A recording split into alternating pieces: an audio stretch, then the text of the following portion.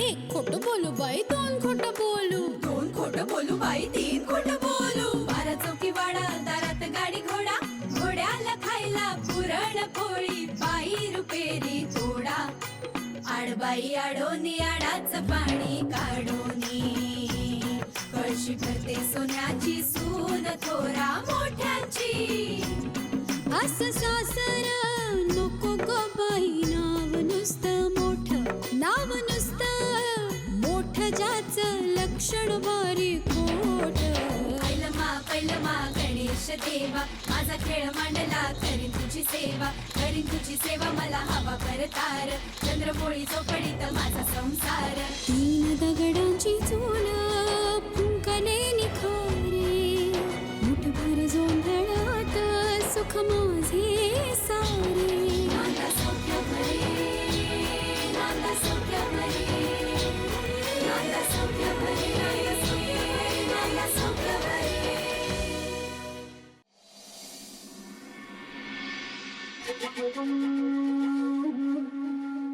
काय करतोय हा माणूस? फोन का नाही उचलत आहे?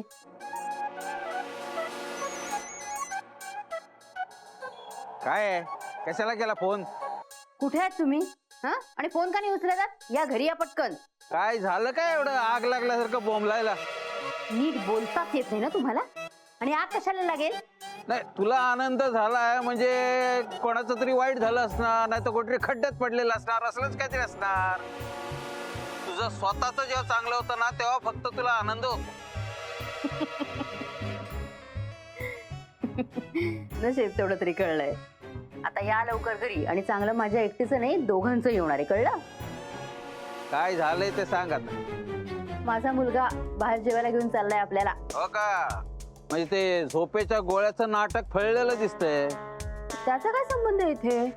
अगं तू दुःखात आहेस म्हणून इंद्रनील तुला नेतोय जेवायला. खरी उत्सव मूर्ती तू आहे. आमचं काय गाड्याबरोबर नळाची यात्रा. इंद्रनील नोकरदार माणूस आहे, एका ठराविक वेळेलाच त्याचा पगार येतो. पण निरंजनचं तसं नाही ना, त्याचा स्वतःचा बिझनेस आहे, त्यामुळे कधीही घरात पैसा येऊ शकतो, तो पण चप्पल फाडके. हे बाई, कोड्यात बोलण्यापेक्षा एका वाक्यात काय ते सांग. निरंजन बाहेर घेऊन चाललाय जेवायला आपल्याला, कळलं? अरे हो, विसरलोच होतो मी. आता निरंजन तुझा लाडका नाही का, गुणाचा, स्वकष्टाने पुढे आलेला. तसं नाही, निरंजन माझा मोठा मुलगा आहे, आणि मोठ्या मुलाची जागा कोण कसं काय घेऊ शकेल? येतो मी आता सगळे अपमान विसरून. गुड. आणि जेव्हा संधी साधायची असते ना, तेव्हा मान अपमान सगळे विसरून जायचे असतात, किंवा योग्य वेळेसाठी ते आठवायचंही असतात, कळलं? या घरी. पुरे झालं शिक्षण, येतोय मी. या लवकर या, कधी एकदा बाहेर जेवायला जाते असं झालंय मला. किती दिवसांनी जाणार आहोत? अगं किती दिवसांनी काय, मध्यंतरी नाही का इंद्रनीलने मला सांगितलं ना, जुन्या सगळ्या गोष्टी विसरून जा, निरंजनला फक्त लक्षात ठेवा. त्याची बायको आहेत निलिमा, तिथे काय फार महत्व द्यायची गरज नाही. सगळ्यात महत्वाचं काय, तर मी निरंजनची आई आहे. आणि विसरू नकोस मी बाबा. ते कसं विसरता येईल? आता एक काम करा, बंदुकीच्या गोळीसारखे सुटा आणि पटकन घरी या. मस्त चमचमीत खायला जाऊ बाहेर. ऋषीची भाजी आणि गोड गोड पदार्थ खाऊन कंटाळा आला होता अगदी मला. या लवकर. हा, मी पण खाणार. डबल मस्का मारून पावभाजी. पावभाजीच्या पुढे जातच नाही ना गाडी तुमची. जगात काय फक्त पावभाजी, वेगळे काही पदार्थ नाहीये. आणि गेल्या वेळेला गेलो होतो खायला पावभाजी, काय झालं? तुमच्या त्या भैया सभेने ती पण धड खाऊ दिली नाहीये. या लवकर. ऐकताय ना, की नंदीबाईला सगळी नुसती मानच हलवताय. येतोय घरी. हा या.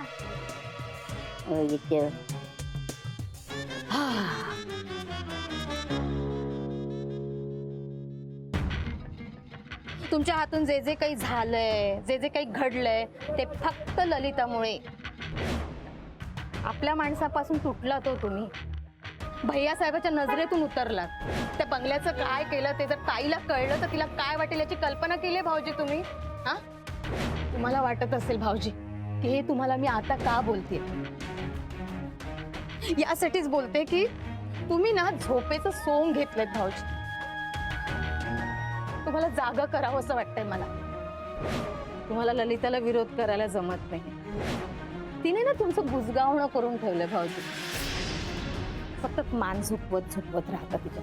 काय मिळालं तुम्हाला? हा, यापेक्षा आपल्या मुलांचं ऐकलं असतं तर तिच्या हटवादीपणाला जरा आळा बसला असता. भाऊजी, तुम्हाला तुमचा हक्क, तुमचा सन्मान मिळवायचा असेल ना, तर ललिता पुढे झुकणं बंद करा. ती जे करते ते पसंत आहे तुम्हाला? तिच्या सुनांशी जे वागते ते आवडतं तुम्हाला भाऊजी? जे काही करते ना ती बाई ती फक्त पैशासाठी करते.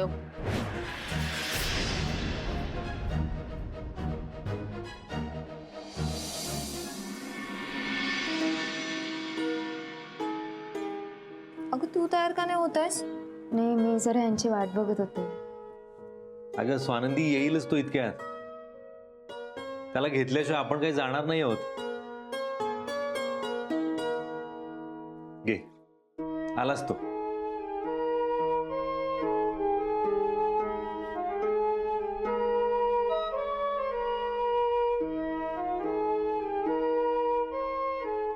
नील,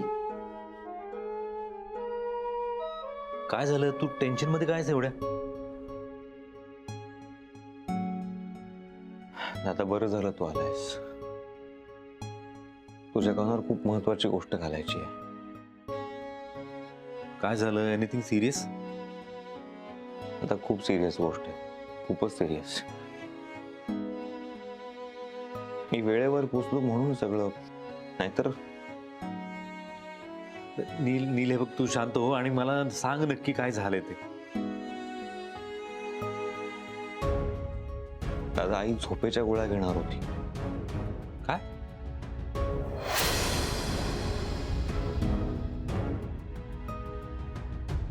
बापरे, हे तर खरंच खूप सिरियस आहे नील. तिची मानसिक अवस्था खूप बिघडली आहे दादा. आणि वाईट याचं वाटतंय की आपल्याला कल्पना पण नव्हती याची. भैया साहेबांचा त्याला बोलण्याचा, आपण त्यांना काहीही न बोलण्याचा त्याने खूप वाईट परिणाम करून घेतलाय मनावर. खचली आहे ती. तिची अवस्था फार वाईट आहे.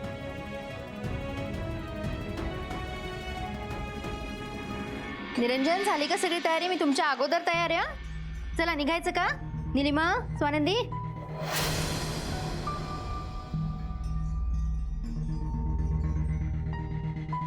निघूया ना? चला.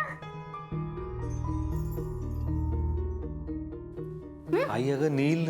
अरे हा, तो नाही ना आला अजून. ठीक आहे, आपण एक काम करू ना, वॉचमन जवळ त्याच्यासाठी निरोप देऊन जाऊ. तो येईल परस्पर. आई, नील आलाय. आलाय?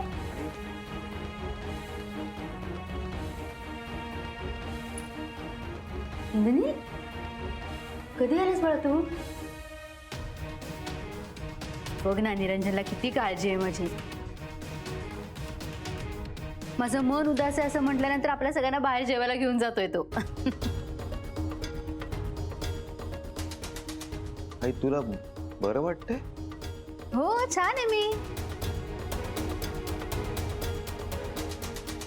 अगं पण झोपेच्या गोळ्या. इंद्रनील, दुपारची गोष्ट दुपारी संपली. आता रात्र झाली.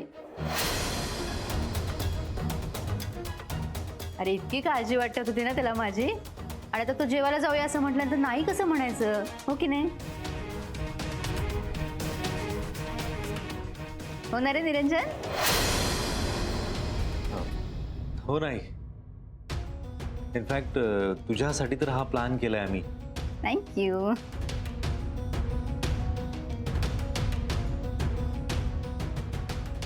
तू खुश राहिलीस तरच आम्ही खुश राहू शकतो. हो ना, आज आले तेव्हाच मला म्हणाले की आपण आईला घेऊन बाहेर जेवायला जाऊया. पण मीच म्हटलं की आपण सगळेजण जाऊया. गुणाची असते निलिमा. माझा नवरा, माझे आई बाबा, माझं माहेर असं नाही करत तू कधी.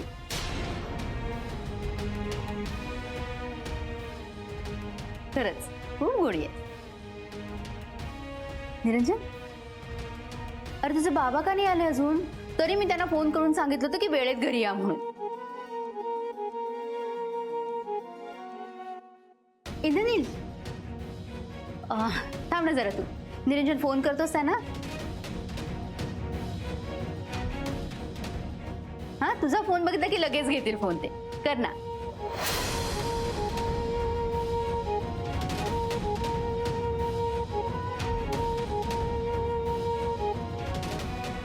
आलो आलोय मी. काय कसली गडबड चालली आहे घरात? बिझनेसमॅनचं घर आहे, इथे गडबड असायचीच आता.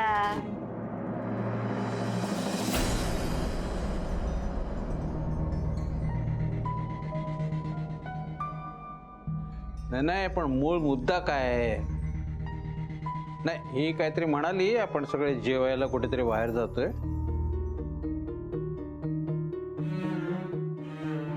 जेवायला जायचं हाच मूळ मुद्दा आहे. जा चला पटकन तयार व्हा. इंद्रनील तू पण फ्रेश हो, चेंज करून घे.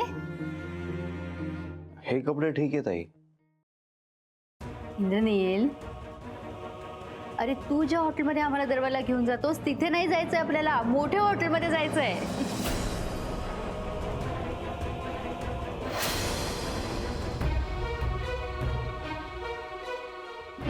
जा तयार व्हा.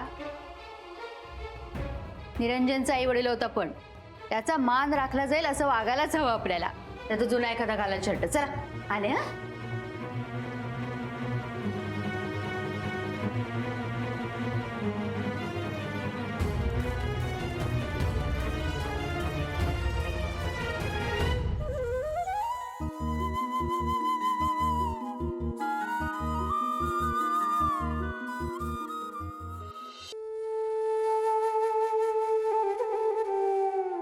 अरे हा दादा, कुठल्या हॉटेलला जायचंय? Hot chilli. अरे पण ते खूप महागडं हॉटेल आहे. हो, हल्लीच त्याला 5 स्टार्स मिळालेत. हो, आणि तिथे जेवण खूप छान मिळतं ना. वहिनी मला मान्य आहे, हॉटेल खूप चांगलं आहे, पण खर्च खूप जास्त होईल. इतर ठिकाणी जेवणाचा खर्च 3-4 हजार होत असेल ना, तर तिकडे तिकडे वाढेल खर्च. 10,000 वगैरे असा खर्च होईल.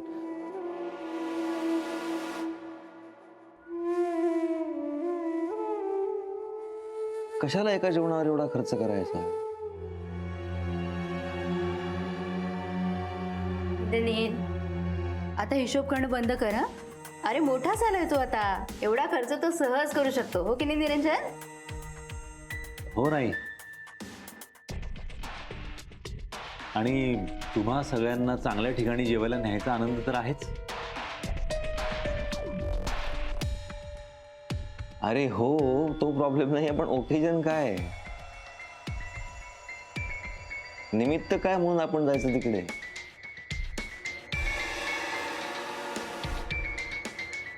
अरे इंद्रनील, तो म्हणाला ना घरच्या सगळ्यांना जेवायला घेऊन जायचा आनंद मिळेल. आपल्याला काय, एखाद्या उत्तम हॉटेलात जायचं आणि तिथल्या उत्तम जेवणाचा आस्वाद घ्यायचा बस.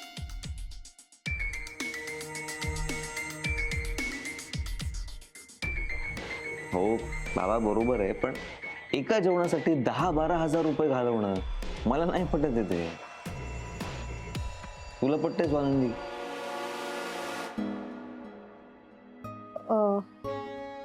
मी काय बोलू, तुम्हीच सांगा ना. मी कुणाचंच अजिबात ऐकणार नाही. आपण जायचं म्हणजे जायचं.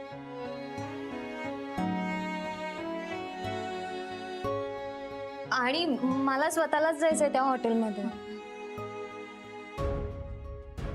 जाऊया ना आपण, पण काहीतरी निमित्ताने जाऊया. तसं काही ओकेजन असतं तर मग जाऊया, असंच म्हणतोय मी. इंद्रनील, तू नुसताच मोठा झालायस, तुझे विचार ना अजून लहानच आहेत.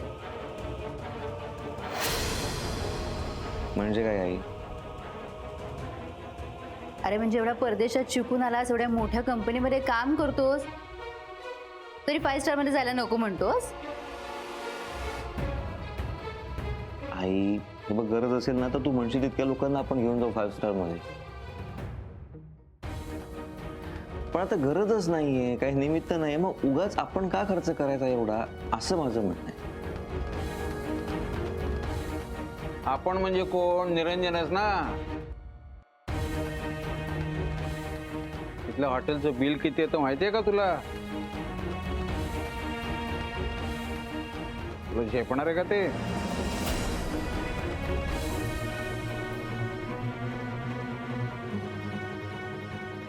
बाबा, त्यांच्याकडे नको बघू.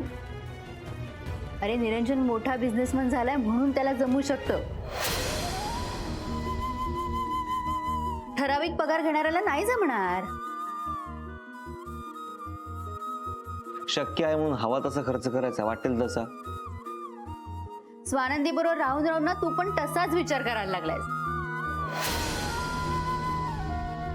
अरे प्रत्येक क्षण असं जगायचा असतो इंद्रनील. मान्य आहे ना मला, प्रत्येक क्षण साजरा करायचा असतो, मान्य आहे. पण का करायचा? काही निमित्त आहे त्यासाठी? का उगाच खर्च करायचा? जगतोय ना आपण खूप छान आनंदात, मग एवढा खर्च उगाच वायफळ का करायचा? अरे पण त्याची काळजी तू का करतोयस? तुला नाहीच बिल भरायचंय, निरंजन भरणार आहे. आणि ते तू सहज भरू शकतो की नाही?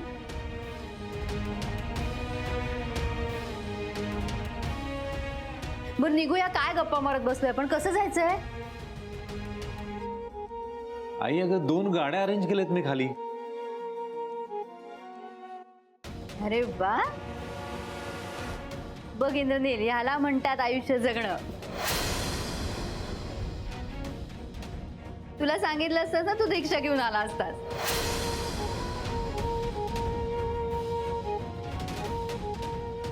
निरंजन मोठा विचार करतो ना म्हणून त्याला मोठं काम मिळालं.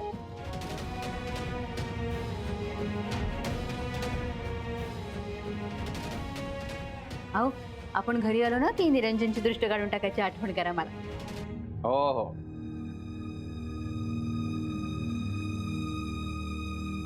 चला निघूया ना. हो, खाली गाड्या आहेतच उभ्या. बर आम्ही होतो पुढे. या रे सगळे. या लगेच.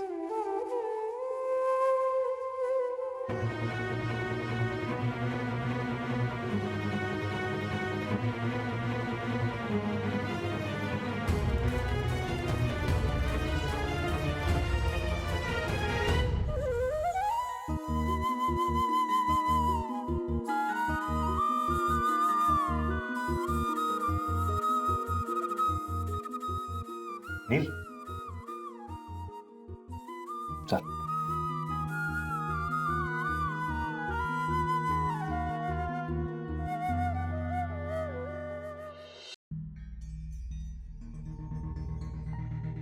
काय मस्त हॉटेल होतं. निरंजनने तर कमालच केली. डायरेक्ट 5 स्टार मध्येच घेऊन गेला तो आपल्याला. काय सुंदर वातावरण होतं, छान म्युझिक सुरू होतं आणि ते वेटर पण किती आदबशीर होते. मला तर खूप मजा आली. आपण पहिल्यांदाच गेलो असू ना एवढ्या मोठ्या हॉटेलमध्ये. होणार आहे ना? हो. अरे नाही म्हणजे तू पण नेतोस आम्हाला, पण ते हॉटेल इतकं मोठं नसतं ना, छोटीच असतात. काय हो 5 स्टार हॉटेलची मजा काय औरच असते. हो ना, निरंजनमुळे कळलं आपल्याला ते. देवा असा मुलगा सगळ्यांना दे.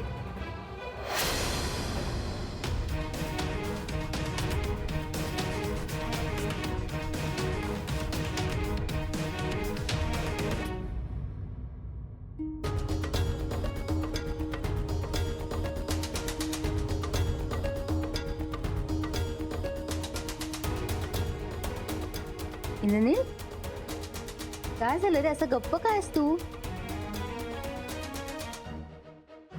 अरे म्हणजे तू पण नेशील आम्हाला. पुढच्याच महिन्यात जाऊ आपण, चालेल? हो आई, तुला अगदी 5 स्टार मध्ये नाही घेऊन जाऊ शकत मी, पण मी हॉटेलमध्ये नेईल तुला नक्की.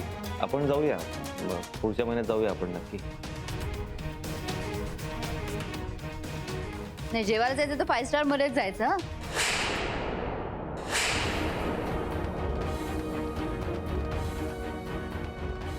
तुला जमेल तितके पैसे तू काढ, बाकी माझं निरंजन देईल. म्हणजे चालेल ना तुला?